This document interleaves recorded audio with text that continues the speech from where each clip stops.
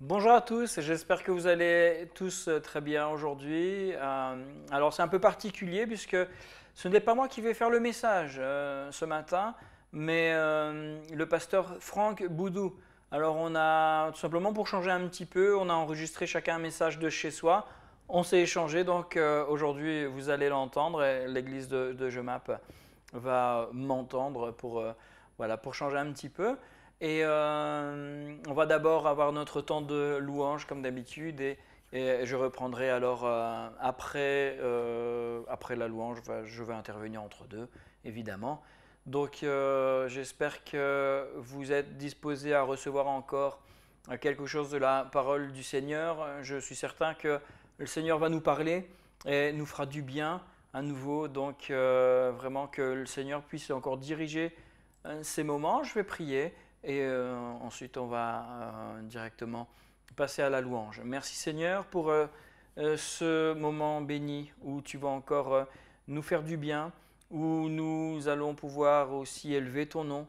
C'est vrai que les circonstances ne sont pas toujours évidentes, mais tu connais chaque chose et nous savons que tu prends soin de nous, que tu nous gardes encore, que tu fais toutes choses à merveille. Alors nous voulons te dire merci vraiment pour tout ce que tu fais dans nos vies et prends toute ta place encore maintenant, que vraiment tu puisses parler à nos cœurs et gloire à toi Jésus pour toutes choses. Alors maintenant, nous allons célébrer ton nom à travers ces chants et nous te disons d'avance merci pour toutes choses.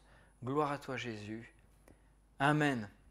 Amen. Alors, on va laisser la place à Flavio et Elodie qui vont nous conduire dans ces quelques chants et qu'on puisse vraiment louer le Seigneur de tout notre cœur.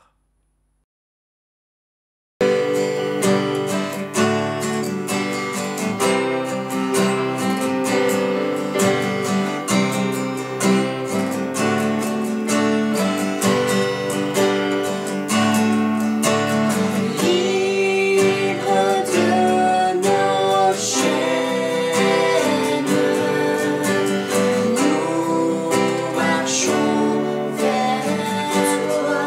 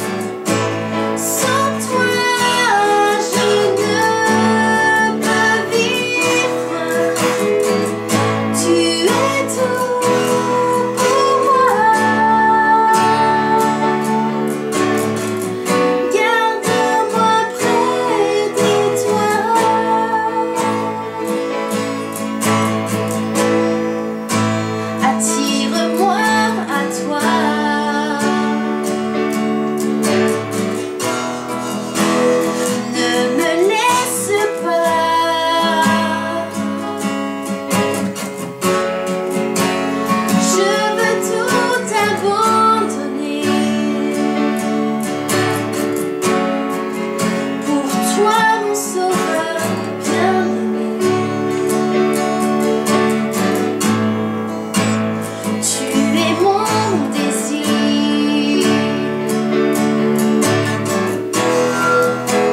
Je ne veux que toi.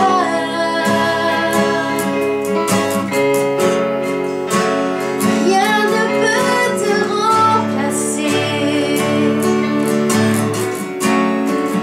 Dans tes bras je suis rassurée. Montre-moi la voie qui me ramène à toi.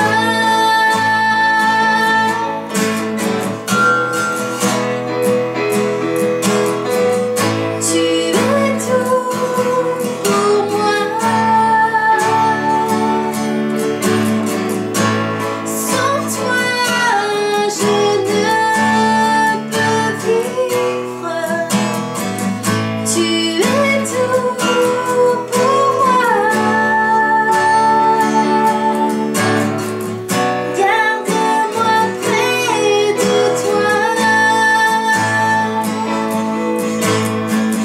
Tu es tout pour moi. Sans toi, je ne peux vivre. Tu es tout pour moi. Garde-moi près de toi. Garde-moi près de toi. Garde-moi près de toi.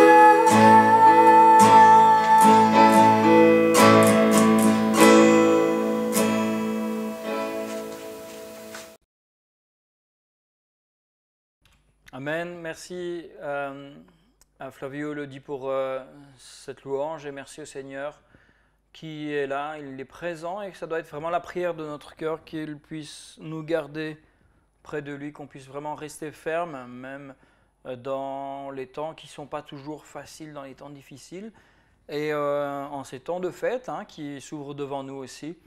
N'oublions pas que nous allons célébrer quand même la naissance de Jésus. Donc, ne le faisons pas juste comme habitude, mais préparons-nous vraiment en voulant honorer notre Seigneur. Ça sera ici surtout la pensée des prochaines semaines. Alors, c'est un peu particulier, mais le Seigneur est bon, le Seigneur est là, ne l'oublions pas. Ne l'oublions pas.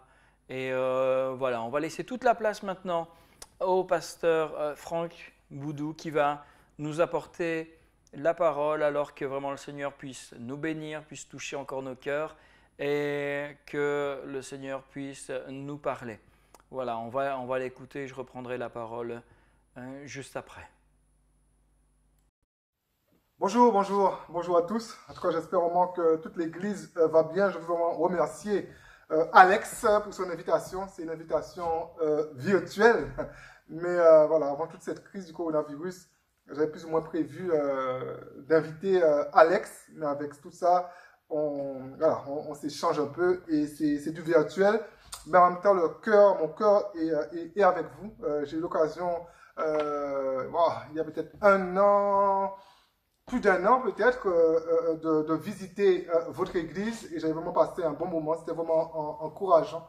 Une église avec une belle histoire, une église avec quelque chose de bon, mais une église aussi avec un futur aussi glorieux, je le crois. Une église qui va se remplir d'âmes et de nouvelles âmes, et ça je le crois. Et vraiment que le nom de l'Éternel soit loué. En tout cas, je suis vraiment dans la joie. Je vais juste vous annoncer le titre du message de ce matin. Sortir plus fort des épreuves. Sortir plus fort des épreuves. Et le texte que nous allons lire ce matin se trouve en Romains 8, 28. Un texte que peut-être tous ceux qui sont un peu plus anciens connaissent. Romains 8, 28. Nous savons du reste que toute chose concourt au bien de ceux qui aiment Dieu. Prions un instant. Seigneur de grâce, de miséricorde, sois loué, sois béni. Merci Seigneur pour ta parole, parce que ta parole, Seigneur, est la vérité.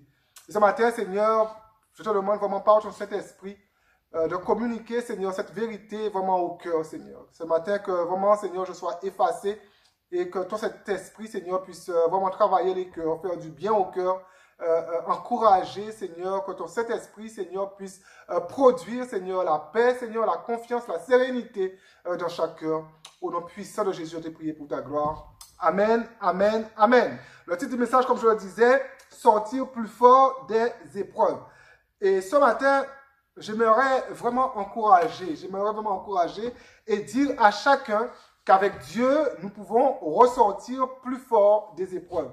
Avec Dieu, nous pouvons que ressortir plus fort des épreuves. Et ça, nous le croyons. Et quelque part, chacun l'a expérimenté un jour, je le crois. Et un chrétien normal, un chrétien équilibré, ne prie pas pour que Dieu puisse lui envoyer des épreuves, mais à la fois, l'épreuve est nécessaire pour notre croissance, nécessaire pour que chacun puisse découvrir de nouveaux aspects de Dieu. L'épreuve. Dans l'épreuve de la pandémie que nous sommes en train de traverser, dans l'épreuve du couple, peut-être un couple qui se déchire, tellement de choses se passent durant ces temps derrière les murs, même si le confinement actuel est moins, mais peut-être dans l'épreuve du couple qui se déchire, dans l'épreuve, peut-être pour quelqu'un, une épreuve d'une perte d'emploi. Je veux rappeler ce matin à quelqu'un ou à plusieurs, Romains 8, 38, que toute chose concourt au bien de ceux qui aiment Dieu. Toute chose concourt au bien de ceux qui aiment Dieu. Et quelqu'un dira, oui, mais pasteur, mais c'est tellement facile pour vous de citer ce texte, les choses sont faciles pour vous, les choses sont simples pour vous. Mais quelque part, non, c'est pas plus facile. J'ai mon lot d'épreuves. De la même manière que votre pasteur, Alex de l'Église, il a aussi ses lots d'épreuves. Mais quelque part, je crois qu'il arrive un moment où nous devons simplement nous appuyer sur les promesses de Dieu et arrêter de regarder en fait à tous ces murs, à tous ces chamboulements à tous ces murs qui tremblent autour de nous, à tous ces chamboulements qui prennent place autour de nous. Et à un moment donné, il faut simplement se focaliser sur Dieu. Il faut se focaliser sur la parole de Dieu. Il faut se focaliser sur les promesses de Dieu. Et ce matin, la promesse de Dieu pour quelqu'un est que toute chose concourt au bien de ceux qui aiment Dieu. Donc, mon premier point de ce matin, les épreuves sont des tests. J'apprends rien à la personne, mais les épreuves sont des tests. Et tout ce qui vous arrive maintenant, bon ou mauvais, peut être la source qui vous poussera dans votre destinée. La source qui va, comme vous pousser dans des pâturages verdoyants. La source qui vous poussera dans votre appel. La source qui vous poussera à connaître Dieu davantage. Et connaître Dieu davantage, parfois les épreuves sont là pour nous aider à découvrir Dieu, pour nous aider à voir de nouvelles facettes de Dieu. Vous savez, si des fois il n'y a pas d'épreuve, parfois il n'y a juste pas d'expérience. Mais dans l'épreuve, nous faisons des expériences miraculeuses avec Dieu. Souvent, humainement parlant, nous voyons l'intensité de la souffrance aujourd'hui. Mais Dieu, lui, il voit comment vous serez bénis demain. Dieu voit comment vous serez restaurés demain. Dieu voit comment vous serez rétablis demain. Même si la Bible en parle dans certains cas, je vous encourage à ne pas voir l'épreuve par laquelle vous passez maintenant comme une punition. Vous savez, des fois, les chrétiens viennent à l'église et l'épreuve, c'est juste une punition. Et parfois, dans l'épreuve, en fait, il y a même des chrétiens qui essayent de chercher, en fait, qu'est-ce que j'ai fait de mauvais? Quel péché que Dieu est en train de juste me punir? Mais j'aurais vraiment aimé vous encourager à ne pas voir l'épreuve comme une punition, mais l'épreuve comme une opportunité pour sauter plus loin. Dieu n'est pas, frère et sœurs, l'auteur de vos détresses. Dieu n'est pas l'auteur de vos tests, n'est pas l'auteur de vos souffrances. Mais il permet parfois que des choses, il permet parfois des choses pour que simplement, pour des raisons que je crois que personne ne peut expliquer, je dirais. Il permet ça, cette chose arrive, mais pour des raisons que personne ne peut expliquer. Nous avons tous à un moment de nos vies dit à Dieu, mais pourquoi? Nous avons tous. Moi, j'ai dit à Dieu dans ma vie parfois, mais Seigneur, pourquoi? Pourquoi ça? Pourquoi ça m'arrive, Seigneur? Pourquoi cette souffrance? Pourquoi cette détresse? Pourquoi? Tellement de pourquoi. Mais pourquoi? Et j'ai appris mercredi matin que si Dieu ne décide pas quelque part, nous avons tous un moment de nos vies où nous disons à Dieu pourquoi. Et quelque part, j'ai appris mercredi matin, voilà, je le dis, mais j'ai appris mercredi matin en fait, et si Dieu ne relève pas cette jeune femme va mourir si elle n'est pas relevée miraculeusement. J'ai appris mercredi matin qu'un homme est actuellement en train d'accompagner son épouse, peut-être dans ces derniers jours, parce que cette femme en fait, qui à peine, elle a 30 ans, peut-être même pas 30 ans, ou peut-être un peu plus de 30 ans, mais au-dessus de la trentaine tout juste, a fait une crise cardiaque et elle est à l'hôpital. Le cerveau n'a pas eu d'oxygène pendant longtemps et ce sont les appareils qui font respirer cette dame. Et cette dame, humainement parlant, elle est en train de partir tout doucement. Une trentaine d'années. Mais pourquoi? Mais pourquoi? Et peut-être son époux est en train de se dire, mais pourquoi? Peut-être la mère de cette jeune fille est en train de dire maintenant, mais pourquoi? Mais pourquoi, Seigneur? Et comme personne ne peut expliquer nos pourquoi, beaucoup vont tenter, beaucoup tentent de formuler des réponses. Pour certaines personnes, certaines personnes vont amener des réponses à nos pourquoi, mais des réponses qui sont culpabilisantes. D'autres vont amener des réponses un peu plus décontractées, un peu plus déculpabilisantes. Tellement de questions peuvent naître, peuvent prendre naissance quand il s'agit de souffrance. Et au final, personne n'est préparé à la souffrance. Personne n'est préparé à souffrir. Personne n'est préparé au désespoir. Il n'y a que lorsque nous sommes dedans que nous nous débattons comme nous le pouvons. Que nous essayons de nous en sortir comme nous le pouvons. Mais personne n'est prêt. Seigneur, pourquoi tu permets ça aujourd'hui?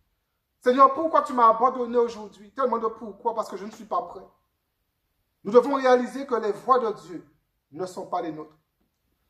Je ne suis pas du tout en train de minimiser les épreuves de chacun. Et je n'ai pas le droit. Et personne n'a le droit de minimiser les épreuves de l'autre. Je ne suis pas en train de minimiser les épreuves. Une épreuve reste une épreuve. J'entends parfois des gens dire, il n'a que ça, il n'a que ça, il fait tout un plat pour ça seulement. J'ai envie de dire à ces gens, vous aurez le temps de changer d'avis. On ne peut pas minimiser, et on n'a pas le droit de minimiser l'épreuve d'un frère ou d'une sœur. Une épreuve reste une épreuve. Une souffrance reste une souffrance. Une incompréhension reste une incompréhension.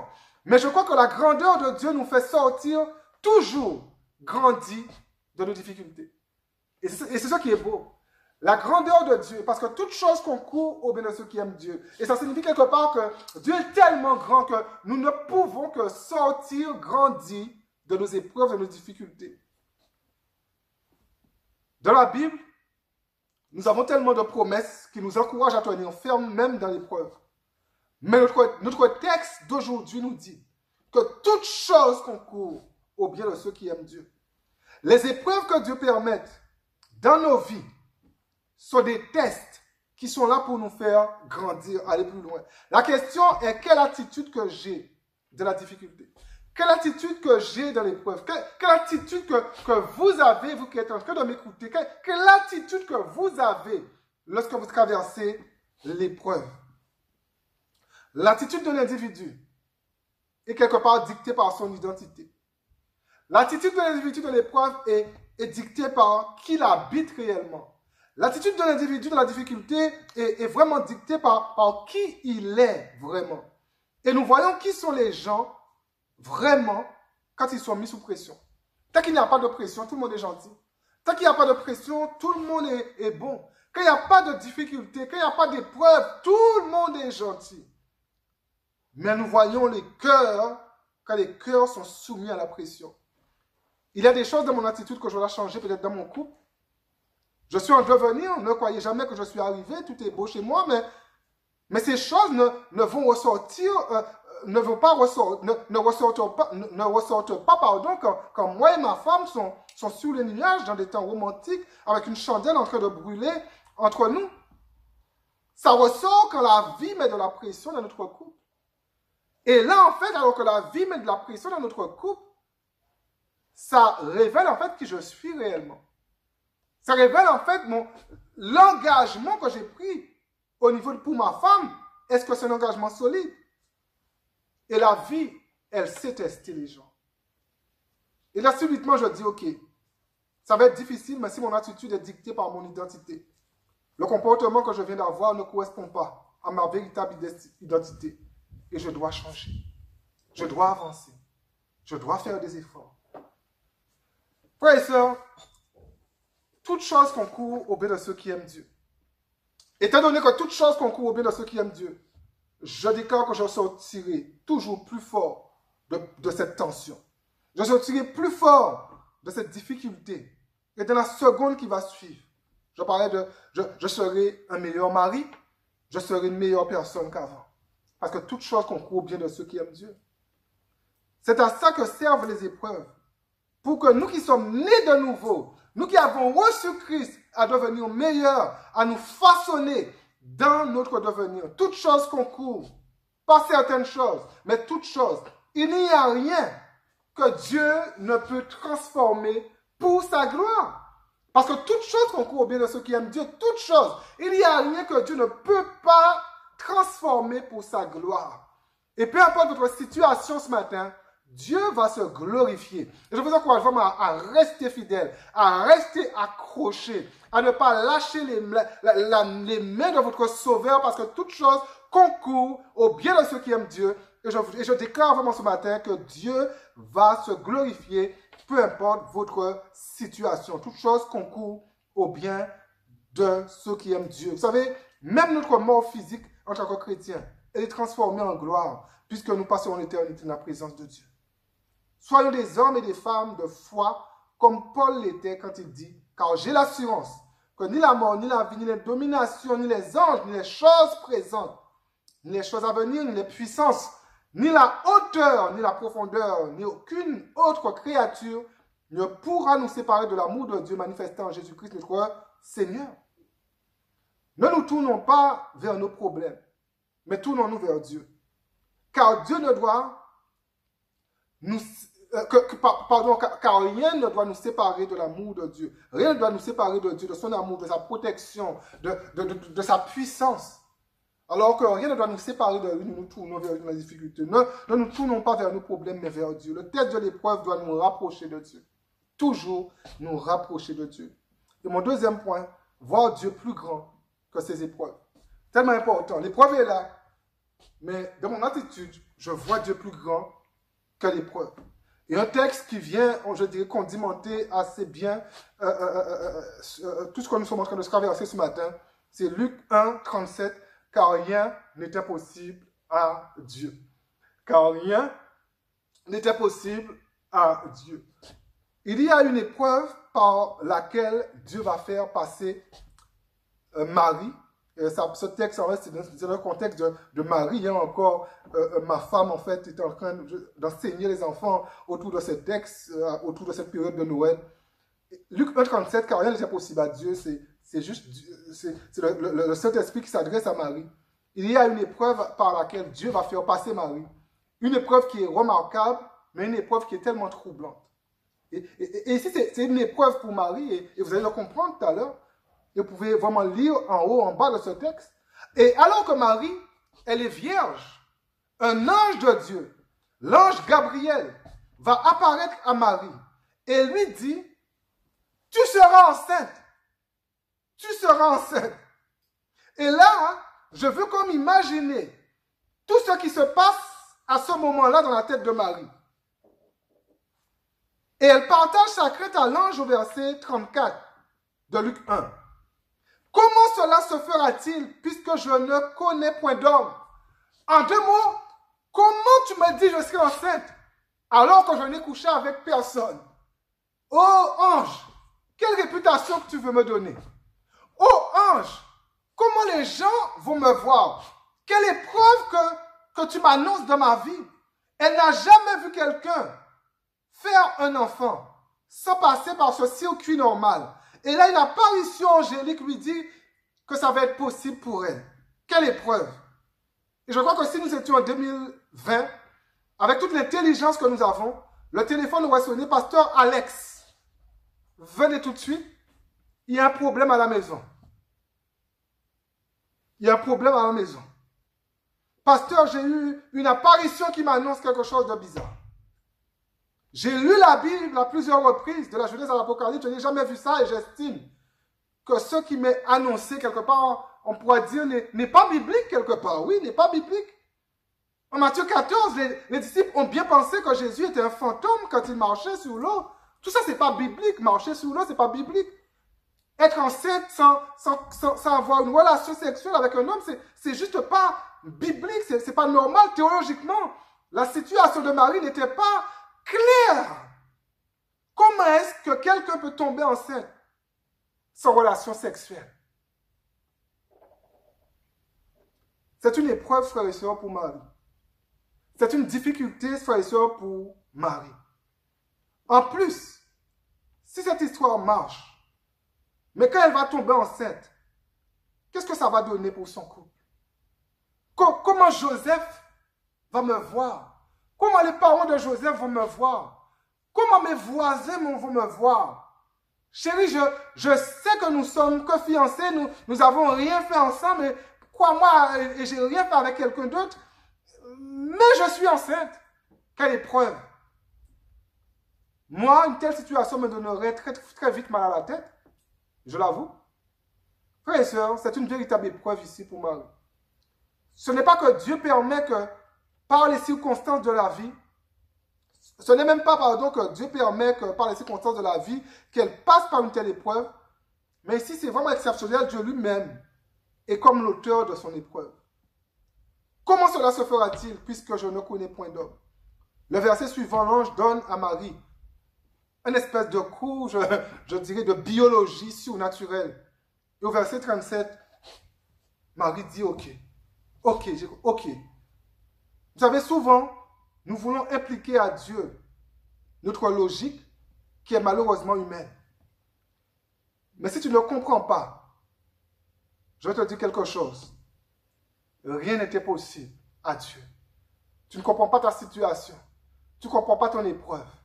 Mais rien n'est impossible à Dieu. En fait, l'ange va dire ici littéralement à Marie, vois Dieu plus grand que tout ce que je t'ai annoncé.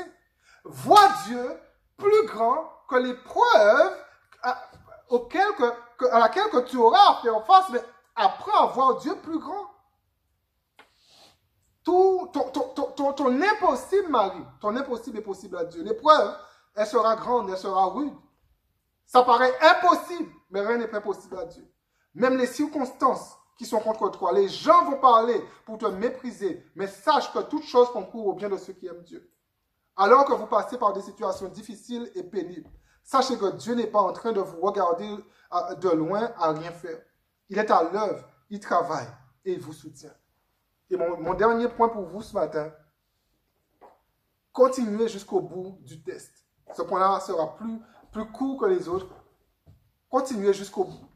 N'abandonnez pas. Continuez jusqu'au bout. Beaucoup de gens ont abandonné en plein test et n'ont jamais expérimenté la bénédiction qui allait arriver après le test. Tout au long de notre vie chrétienne, nous sommes confrontés à des tests. C'est ainsi. Souvent, ce que nous appelons épreuves et que nous trouvons insurmontables sont des tests que Dieu permet dans nos vies. Rien ne peut nous arriver si Dieu ne le permet. Mais toute chose concourt au bien de ceux qui aiment Dieu. Quand nous comprenons ce texte, quand ce texte fait écho dans nos vies, nous comprenons que nous ne pouvons pas baisser les bras et que le meilleur est toujours devant. Et je veux m'encourager quelqu'un ce matin. Peu importe l'épreuve qui est dans ta vie maintenant, peu importe l'épreuve, la perte de notre chair, la perte de travail, vous voyez par le chômage, les crédits, les dettes, mais je veux vraiment encourager quelqu'un et dire à cette personne que le meilleur est devant vous. Parce que toute chose concourt au bien de ceux qui aiment Dieu. Par contre, soit on réussit le test, alors Dieu peut nous faire confiance pour de plus grandes choses. Soit on ne réussit pas le test, alors nous faisons comme du surplat de notre vie chrétienne. Nous ne pouvons pas aller... Vous savez, dans les écoles en général, si on rate les tests, en fait, on ne peut pas aller dans une autre classe. Et parfois, en fait, dans les églises, il y a des gens qui disent, mais Seigneur, mais pourquoi tu ne me confies pas, en fait? Mais c'est juste parce que tu n'as pas réussi tes tests. C'est juste parce que tu n'as pas été fidèle à un moment donné. Et Dieu veut voir si tu es capable. Vous savez, je dis souvent, l'exemple que je prends par rapport au test, c'est que je ne vais pas confier, enfin, je ne suis pas riche, mais je ne vais pas confier à quelqu'un 100 000 euros si je sais que la personne n'arrive même pas à gérer 10 euros. Et parfois, en fait, dans le monde chrétien, beaucoup de chrétiens veulent que Dieu, c'est une image, hein, bien sûr, hein, mais Dieu veut, beaucoup de chrétiens, ils veulent que Dieu les fasse confiance pour 100 millions d'euros, 100 milliards d'euros, et alors qu'ils n'ont même pas réussi à gérer les 1 euro que Dieu leur avait donné. Il faut réussir les tests pour que Dieu puisse nous donner plus, nous faire confiance pour plus. Il y a quelques années de cela, je regardais une émission sur les vols d'essai d'avion. Et cette émission, les vols d'essai d'avion, c'était juste incroyable.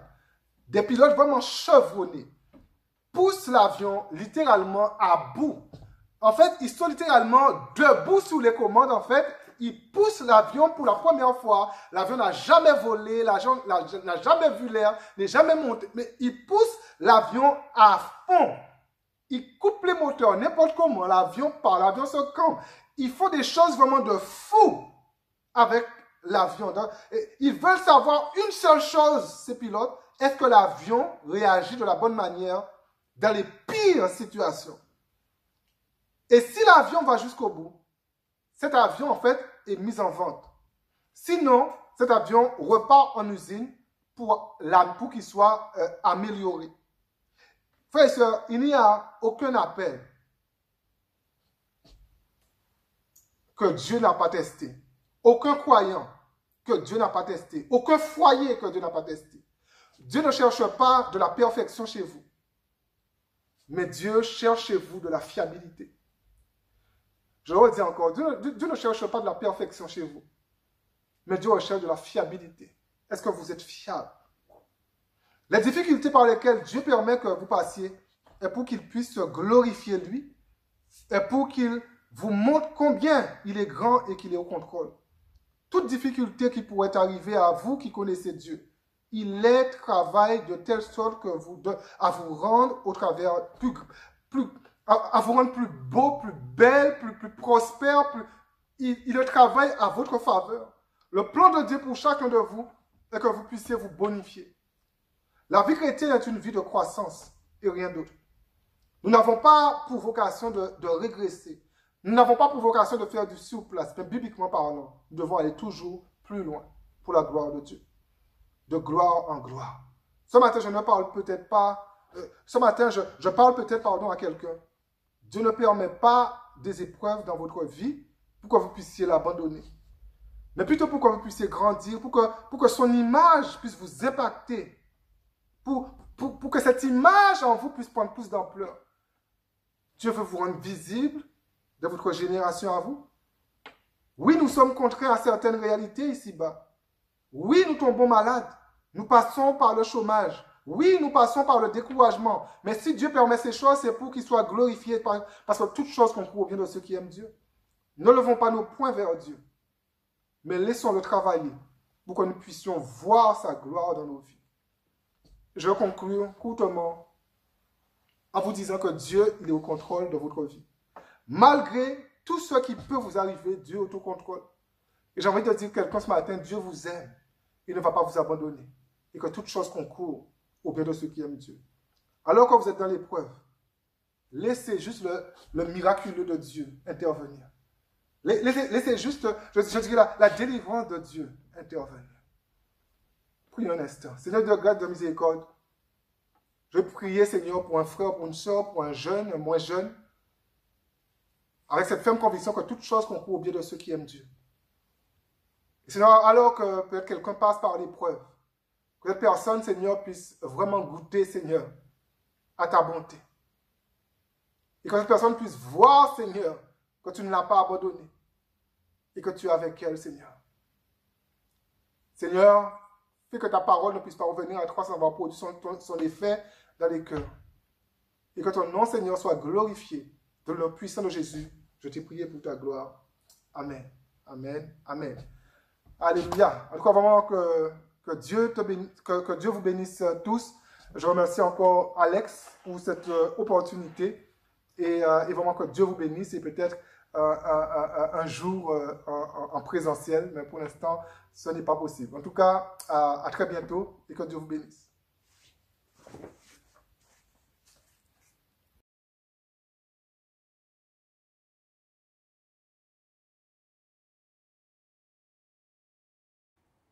Merci à Franck pour ce message. Merci parce que le Seigneur continue à nous parler, hein, peu importe les personnes qu'il utilise, peu importe les manières qu'il utilise, il sait toujours toucher nos cœurs.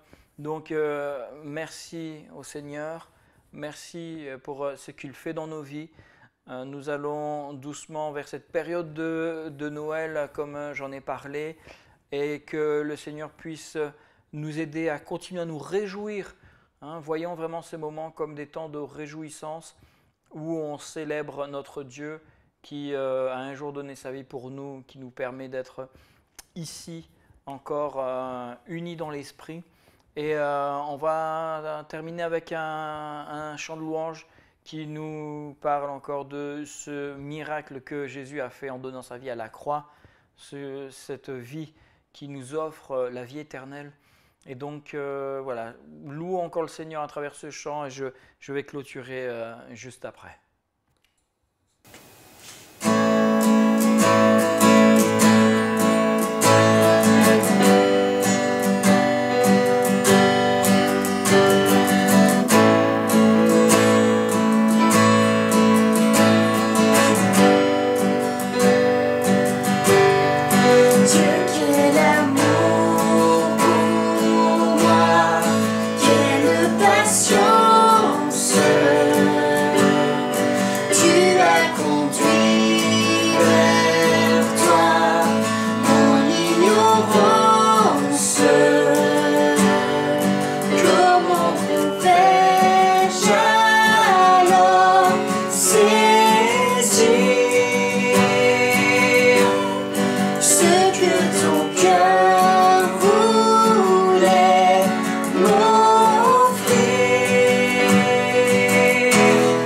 Si grand miracle, un don si précieux, ta mort à la Pâque nous ouvre les yeux, ton salut remplace ma condamnation. Péché